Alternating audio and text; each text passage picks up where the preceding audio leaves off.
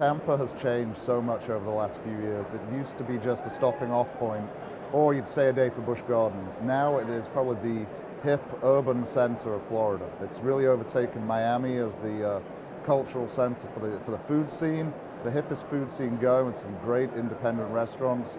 We now have 24 craft breweries. We're rated as the #1 beer town in the Southeast, so you can go all over town drinking. We just opened a river walk, which starts at one museum, goes for 2.5 miles, ends up at another museum, and along the way you can paddleboard, you can go on boats, you can ride your bike, you can walk.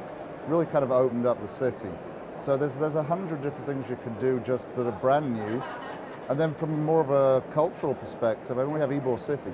I mean, it is Florida's Cuban history. It's been going for well over 100 years. Used to be home to 30 or 40 different cigar factories. They've now opened or reopened a bunch of the cigar factories. It has the Columbia restaurant, which is the oldest restaurant in Florida. So we've got brick-paved streets and great nightlife and great restaurants. And we still have attractions too. Busch Gardens is still there with new rides. The Florida Aquarium's bigger and better, and they're just opening up a new section. You could eat there, you can dive with the sharks there if you're really kind of crazy. But then we also have other attractions too. We have the #1 family zoo in the country, in Lowry Park Zoo.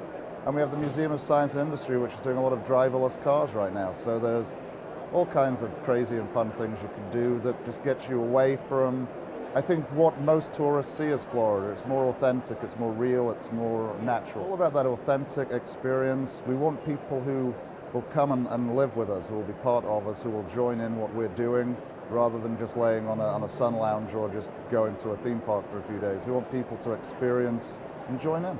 It was the original Cuban city, so we have a lot of Spanish heritage, but that's really become more diverse. There's also a lot of German heritage, there's a lot of UK. I mean, Florida has had about 7 flags waved over it in its history. It's a lot older than most people think.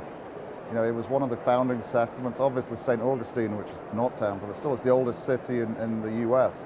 So we have a lot of that Spanish style hip culture, which is very much seen in Ybor City.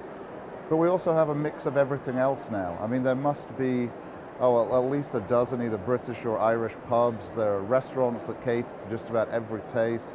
We've got golf courses. We have everything in one place that hits everything that the UK audience normally wants to find.